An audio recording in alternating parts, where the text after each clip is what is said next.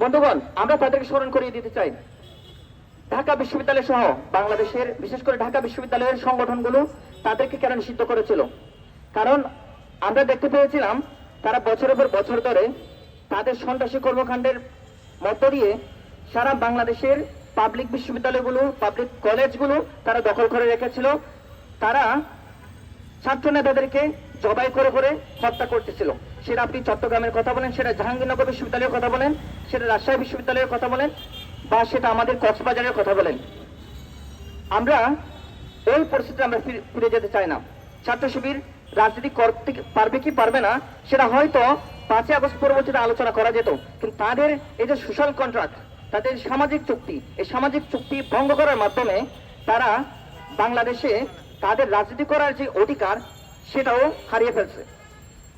বন্ধুগণ, জামাতের এই ইস্যু, এই জামাতের